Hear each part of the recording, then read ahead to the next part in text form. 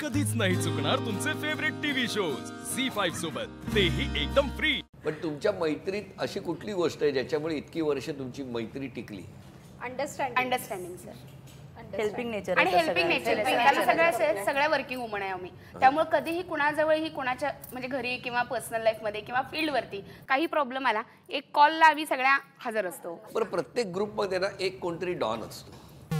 Shailaja Patil lady don आहे ती। Lady don म्हणजे काय? एखादी काय प्रसंग सांगाल?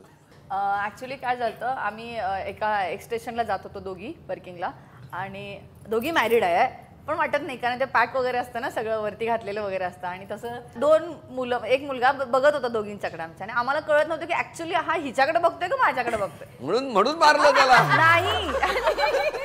आणि मग आम्ही दोघी, एक जण पुढे बसली एक जण मागे बसली बसमध्ये, आणि मग तो मुलगा मागं होता माझ्या साईडला। मग त्याला म्हटलं, बाबा रे लग्न झाले, लाईन का देऊ नको वगैरे, लाईन देऊ नको म्हणजे बघू नको तू, म्हणजे बघणं म्हणजे लाईन देणं नाही, हे नवीनच सलाईन आहे।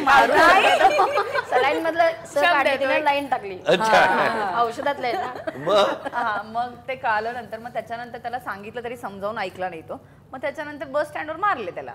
काय रे बाबा बघतोस, किती वेळ बघतोस तू, किती वेळ बघतोस, कामं वगैरे आहेत का नाही तुला, म्हणून सांगून एकदा आधी सांगितलं असतं तर काळा गॉगल लावून एपिसोड केला। त्यांच्याकडे बघणं म्हणजे गुन्हा झालाय, हो की नाही? आता कसं सेन्स असतो ना लेडीजना, एक्स्ट्रा पॉवर असते। सगळ्यात महत्वाची गोष्ट, हा फार महत्वाचा मुद्दा आहे, आणि ती तुमच्याकडे एक अशी अलौकिक अशी शक्ती आहे, हो की नाही? तुम्हाला कळतं ना लगेच, हो ना, पुढचा कसा बघतोय, कुठला इंटेन्शननी बघतो। पण मग मला सांगा, पुरुषांकडे पण अशी काही शक्ती असते का? नाही, पुरुषाला ह्या बाबतीत थोडं कमी ठेवलं। म्हणजे कसं, आता तुमचे मिस्टर जेव्हा घरी येतात तेव्हा घरी येताना साधारणतः घरातल्या वातावरणाचा अंदाज त्यांना आधीच,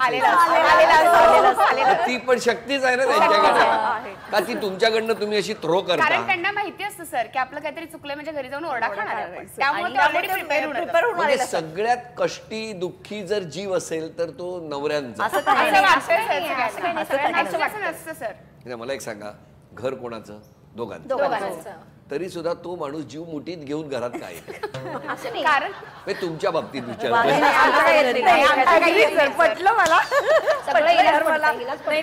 जनरली कसं असतं, 25 ते 30 जरा धाकच असतो 5 दिवसात शेवटच्या, म्हणजे आमचं पण प्रेशर जास्त असतं, क्लोजिंग असतं, आमचे टार्गेट होतात। तो तुमचा व्यवसायाचा भाग झाला ना, मग त्याचा इफेक्ट घरात काय? तुम्ही गोळ्या देताना काय सांगता? पहिलं वाक्य, या गोळीचे साईड इफेक्ट्स नाहीये। पण मग तुमचा हा साईड इफेक्ट 25 ते 30 घरात का राहतो? नाही, ते सांगत होते सर, ते आपल्यावरती अवलंबून आहे सर, म्हणजे साईड इफेक्ट तर नसतो तो, खरं आपल्यावरती अवलंबून। जर घुमऱ्यातून आत जाताना आपण जॉबचं प्रेशर बाहेर ठेवून गेलो तर ते आपल्यावरती आहे। मग ते तुमच्यावरती आहे ना? आम्ही ऍग्री करतो की असं नाही आहे, आमच्या घरातले मिस्टर म्हणजे प्रत्येक 24 तारीखला तुम्ही एक उमऱ्याच्या बाहेर हे ठेवण्याची गोळी घ्या ना कुठली तरी, आता नक्की पुरुष सगळे खुश होणार आहेत। झी5 ॲप डाउनलोड करा आणि पहा सर्व एपिसोड्स एकदम फ्री।